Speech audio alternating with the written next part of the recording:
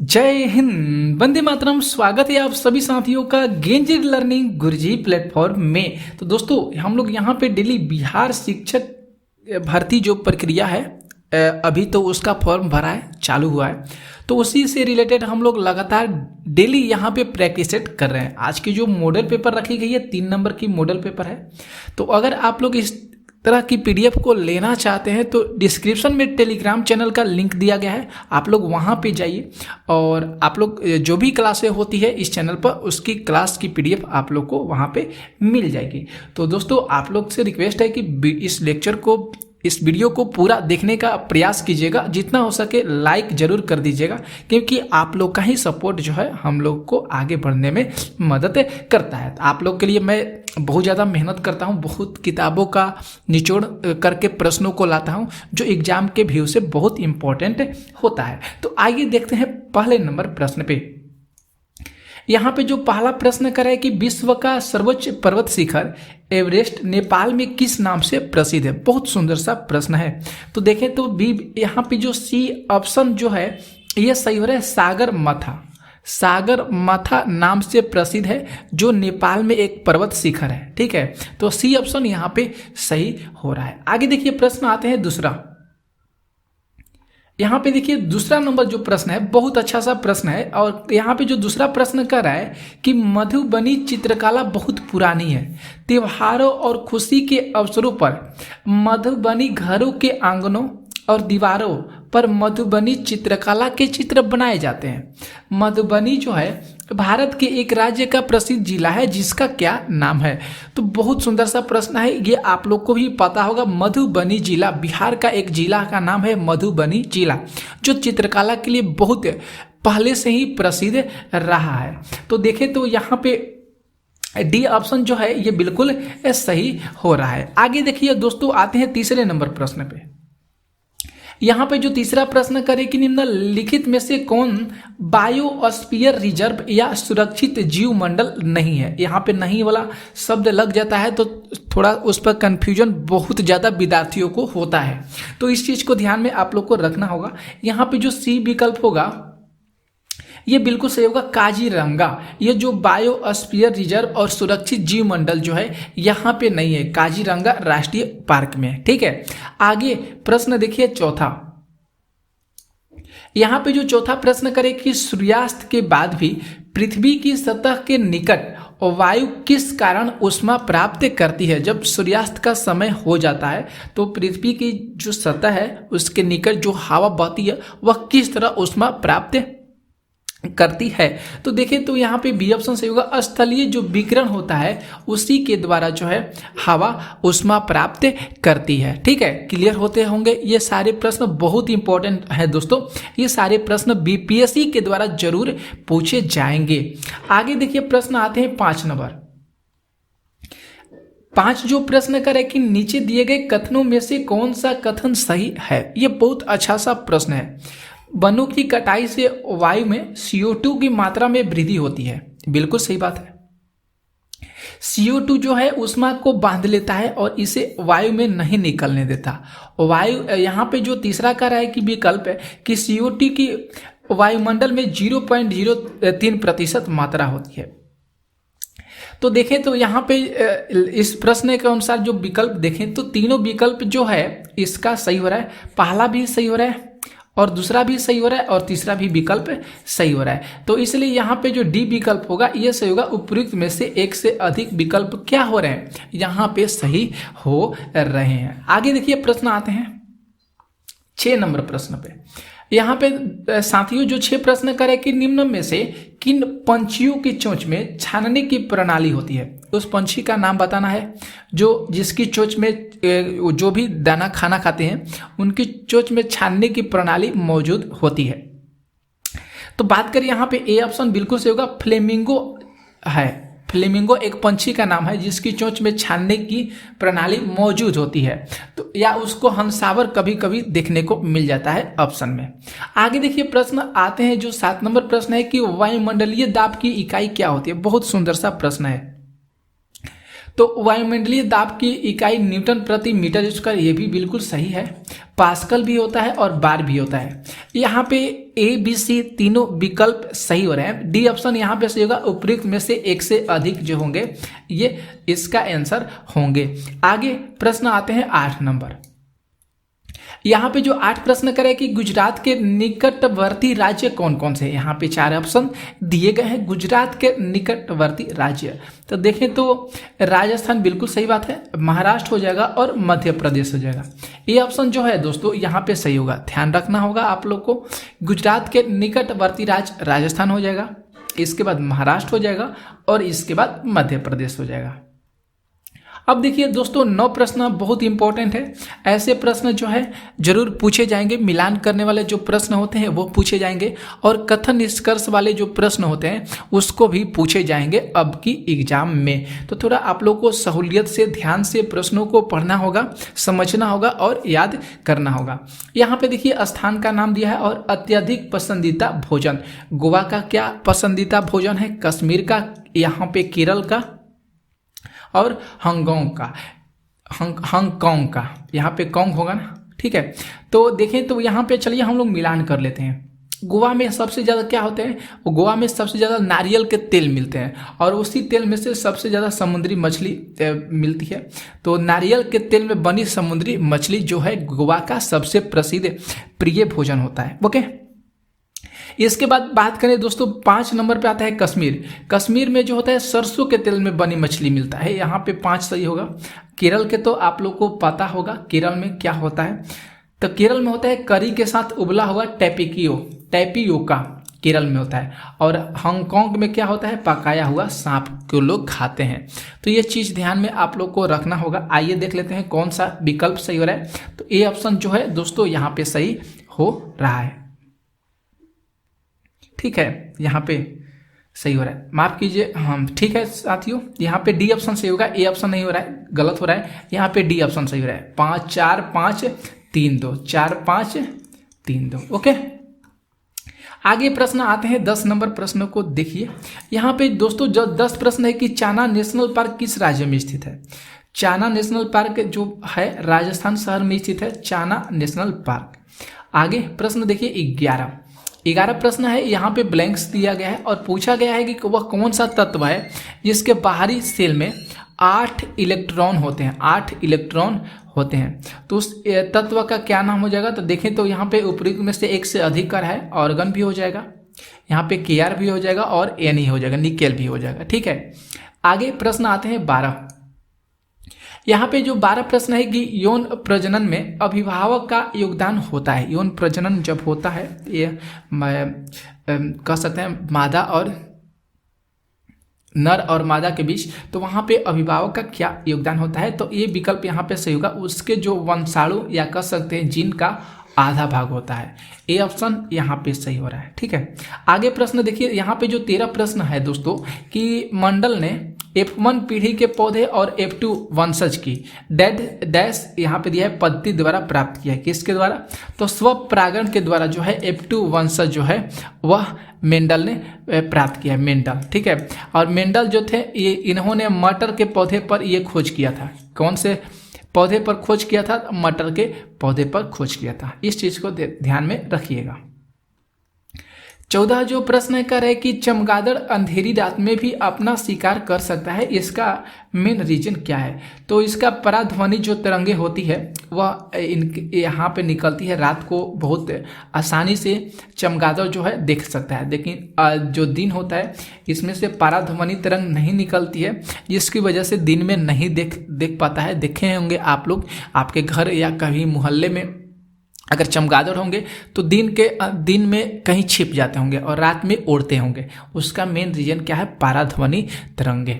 आगे प्रश्न देखिए 15 जो प्रश्न है, 15 प्रश्न है कि ईका सिलिकॉन को डैश के रूप में जाना जाता है। ईका सिलिकॉन को डैश के रूप में जाना जाता है, गैलियम, सिलिकॉन, स्वीडियम और एल्युमिनियम। ये बिल्कुल गलत दिया है, इस ऑप्शन में नहीं है, इसलिए यहाँ पे जो कोई भी विकल्प होगा ये सही नहीं हो रहा है। 16 नंबर जो प्रश्न है कह रहा है कि टार्टरिक एसिड किसका एक घटक होता है। तो टार्टरिक एसिड जो होता है बेकिंग पाउडर का घटक होता है। किसका घटक होता है? तो बेकिंग पाउडर का घटक होता है। आगे देखिए प्रश्न आते हैं, जल्द से जल्द हम लोग लगातार प्रश्नों को करेंगे, बहुत इंपॉर्टेंट प्रश्न होंगे।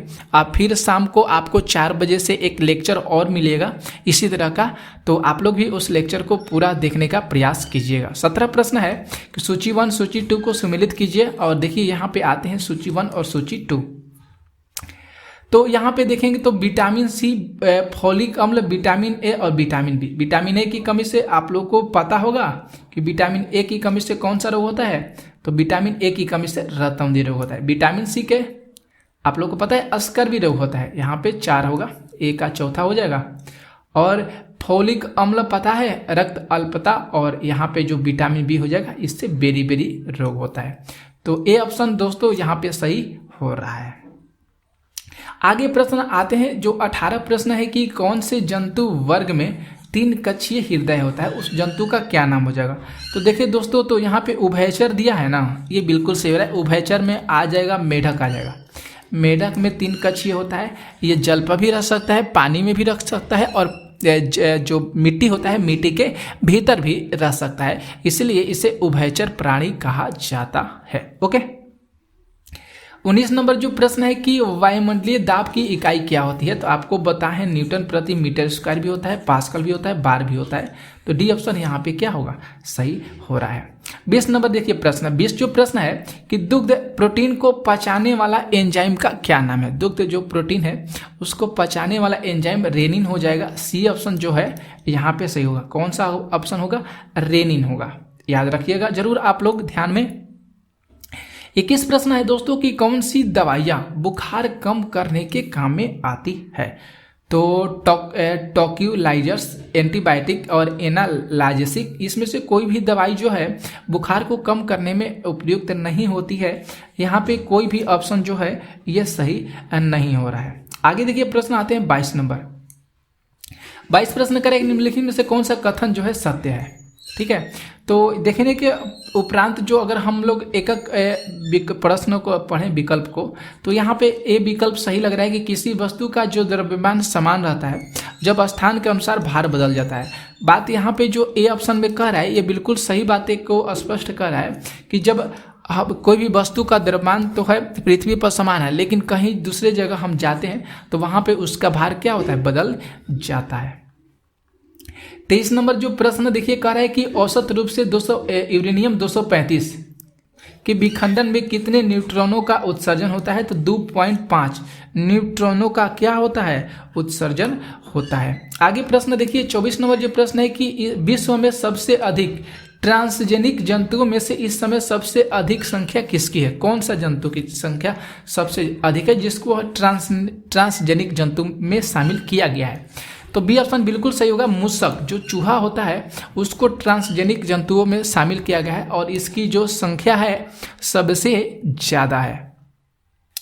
25 नंबर प्रश्नों को देखिए, बहुत अच्छा सा प्रश्न लिया गया है। 25 नंबर रीजनिंग का प्रश्न है कि राजा घर से चला, 10 फीट पूर्व गया, दाएं मुड़कर 3 फीट चला, फिर दाएं मुड़ा 14 फीट चला। अब बताइए घर से कितनी फीट की दूरी पर है। इस प्रश्न को हम लोग बहुत बेहतर तरीका से समझेंगे और बनाएंगे। देखिए ध्यान में रखिएगा, डायरेक्शन का क्वेश्चन है ये, तो आप लोग को पता होगा दोस्तों कि ये ऊपर वाला जो हिस्सा होता है उत्तर होता है, ये दक्षिण होता है, ये पूरब होता है और ये क्या होता है? पश्चिम होता है।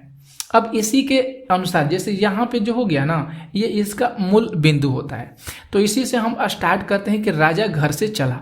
केवल इस डायरेक्शन का प्रश्न होते हैं वह अपने आप पर लेकर अगर आप लोग सोल्व करते हैं तो बहुत आसानी से कोई भी प्रश्न डायरेक्शन का सोल्व हो जाएंगे, ये मैं आप लोग को गारंटी देते हैं। तो राजा घर से निकला, अगर मान लेते हैं यहाँ पे राजा का घर हो गया, राजा का क्या है? घर है। राजा घर से निकला, किधर निकला है? तो पूरब दिशा में गया, पूरब दिशा इधर हो जाएगा। कितना फीट चला है? तो 10 फीट चला है। ओके, फिर दाएं मुड़ा। अगर देखिए यहाँ पे कोई व्यक्ति ऐसे जा रहा है तो इसका दायां हाथ किधर होगा? इधर होगा। ठीक है, तो दाएं मुड़ा है और 3 फीट चला है। चलिए हम लोग दाएं मुड़ जाते हैं और 3 फीट चल जाते हैं, कोई दिक्कत तो नहीं होगा आप लोगों को। 3 फीट चल गया। अब 3 फीट चलने के बाद अगर फिर से दिमाग में आपको जो होना चाहिए कि अगर कोई भी व्यक्ति इधर जा रहा है तो आपका दाहिना हाथ किधर होगा? इधर होगा। इस दिशा में होगा तो फिर दाएं मुड़ा और 14 फीट चला, दाएं इधर होगा फिर 14 फीट चला। चलिए आ गए 14 फीट हो गया। तो साथियों आपके दिमाग में ये रहना चाहिए कि 14 फीट तो चल गए, फिर अपने घर से कितनी दूरी पे, यहाँ से और यहाँ के बीच की दूरी निकालना है। तो यहाँ से यहाँ के बीच की दूरी कितना हो जाएगा दोस्तों, ये 3 फीट है तो ये 3 फीट हो जाएगा। ये वाला दूरी और ये वाला दूरी बराबर होगा तो ये 10 हो जाएगा। इसके बीच की दूरी ये वाला निकालना है, ठीक है। तो ये 10 हो गया, 14 यहाँ से लेकर यहाँ तक 14 है, ये 10 है तो ये 4 होगा, मिनिमम बात है। और ये 3 दिया है तो आप पाइथागोरस प्रमेय से इसको सिद्ध नहीं कर लीजिएगा, इसको प्रूफ कर लीजिएगा कि 3 का स्क्वायर प्लस में 4 का स्क्वायर अंडर रूट में हो जाएगा, 9 हो जाएगा और 16 हो जाएगा। कितना होगा, 25 होगा, 25 का वर्गमूल कितना हो जाएगा 5, तो इसकी दूरी कितना हो जाएगा 5 हो जाएगा। बिल्कुल आप लोग को समझ में आ गया होगा। आगे प्रश्न देखते हैं 26 प्रश्न है कि बिहार के संदर्भ में कौन सा कथन सुमेलित नहीं है। तो यहाँ पे ए ऑप्शन जो है ये बिल्कुल गलत है, सर्वाधिक वर्षा वाला जिला गया नहीं होगा। ये क्या है, बिल्कुल गलत है, ठांडा जिला गया हो जाएगा। कम वर्षा वाला जिला औरंगाबाद ये हो जाएगा, ठीक है। 27 नंबर प्रश्न है कि बिहार के भौगोलिक परिचय में कौन सा सुमेलित है। तो देखें तो सुमेलित की बात की है तो सी ऑप्शन सही लग रहा है। बिहार अक्षांशीय विस्तार 24 डिग्री 210 मिनट से लेकर यहाँ से 27 डिग्री 331 मिनट उत्तरी अक्षांश तक होगा। सी ऑप्शन यहाँ पे क्या होगा साथियों, सही होगा। 28 नंबर जो प्रश्न है कि बिहार किसान सभा में कौन जुड़े थे। तो बिहार किसान सभा में जुड़े थे यहाँ पे स्वामी सहजानंद, कंपननंद और राहुल संकीर्तन तीनों लोग जुड़े थे। उपयुक्त में से एक से अधिक हो जाएगा। आगे देखिए प्रश्न आते हैं 29, बहुत अच्छे प्रश्न आप लोग को करा रहे हैं। 29 प्रश्न है कि फरवरी 2023 में एक रिसर्च के अनुसार सर्वाधिक उपग्रह वाला ग्रह कौन सा बना है। तो देखें तो बृहस्पति हो जाएगा। कौन सा सबसे ज्यादा ग्रह बना है, तो बृहस्पति। 30 नंबर जो प्रश्न है साथियों कि फरवरी 2023 में जम्मू कश्मीर और लद्दाख उच्च न्यायालय के मुख्य न्यायाधीश किसे बनाया गया है।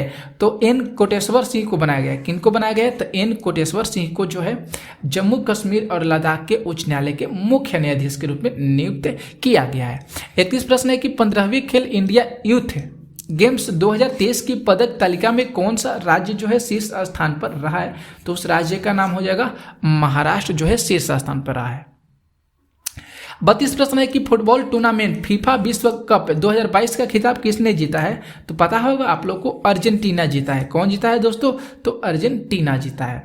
33 प्रश्न देखिए, 33 प्रश्न है कि फरवरी 2023 में डेंगू के बढ़ते प्रकोप के कारण किस देश में स्वास्थ्य आपातकाल लागू घोषित किया गया था। तो 65 में घोषित किया गया था। कहाँ पे, तो 65 में घोषित किया गया था। 34 प्रश्न है कि वर्ष 2023 में जारी बाघों की नई गणना रिपोर्ट के अनुसार वर्तमान समय में भारत में बाघों की संख्या कितनी है। बाघों होना चाहिए, बांधो नहीं होगा, बाघों होगा। यहाँ पे 2023 की बात किया है तो 3167 होगा। कितनी भारत में जो है बाघों की संख्या है, सारे राष्ट्रीय पार्क उद्यान जो है उसको मिलाकर तो 3167 है।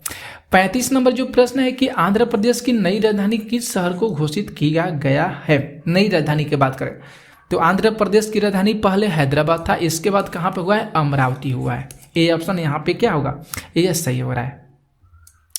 36 नंबर प्रश्न है कि भारतीय वाणिज्य एवं उद्योग महासंघ FICCI के अध्यक्ष कौन जो बने हैं।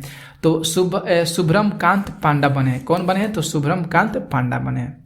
37 नंबर आते हैं प्रश्न कह रहा है कि यहाँ पे बिहार की सबसे पुरानी नहर कौन सी है। तो आप लोग को पता भी होगा, सोन नहर जो है ये बिहार की सबसे पुरानी नहर है। 38 नंबर जो प्रश्न है कि DRDO के अध्यक्ष कौन बने हैं। तो DRDO के अध्यक्ष समीर बी कामत बने हैं। कौन बने हैं दोस्तों, तो समीर बी कामत बने हैं। 39 प्रश्न है कि जब लोग वस्तुओं और सेवाओं के उत्पादन में व्यस्त होते हैं तब उन्हें में व्यस्त होना क्या कहा जाता है। तो उनमें व्यस्त होना जो है आर्थिक गतिविधियां कहा जाता है। आर्थिक गतिविधियां कहा जाता है, ठीक है। 40 नंबर प्रश्न देखिए साथियों, कह रहे हैं कि सरकार निष्पक्ष तथा स्वतंत्र चुनाव पर आधारित होना चाहिए ताकि सत्ता में बैठे लोगों के जीत हार के समान अवसर मिल सके, उनको प्राप्त हो सके। तो वह कौन सा होना चाहिए, तो लोकतांत्रिक होना चाहिए। ऐसा जो लोकतंत्र हम लोग का देश है इस तरह का होना चाहिए। 41 नंबर जो प्रश्न है देखिए, कह रहा है कि एक सीमित क्षेत्र है जहां स्थल, जल और हवा एक साथ मिलते हैं, जिसमें सभी प्रकार के जीव होते हैं, उसको क्या कहते हैं? उसे जीव मंडल के नाम से जानते हैं, जहां सभी प्रकार के जीव मौजूद होते हैं। 42 नंबर जो प्रश्न है कि किस देश को क्रिकेट का जन्म स्थान कहा जाता है? तो क्रिकेट का जन्म स्थान पता है आप लोग को? इंग्लैंड को कहा जाता है। किसको कहा जाता है? जरूर पता होगा, इंग्लैंड को कहा जाता है। तो आपकी क्लास में हम लोग 42 प्रश्न किए, बहुत इंपॉर्टेंट आज की क्लास में प्रश्न किए हैं। अगर आप लोग को अच्छा लगा होगा तो इस लेक्चर को, वीडियो को पूरा देखने का प्रयास किए होंगे और शेयर भी जरूर कर दीजिएगा। ये मोस्टली है आपके लिए, लाइक जरूर कीजिएगा, ठीक है। तो मिलते हैं नेक्स्ट वीडियो में ऐसे ही धमाकेदार प्रश्नों के साथ। तब तक के लिए आज के लिए जय हिंद, जय भारत।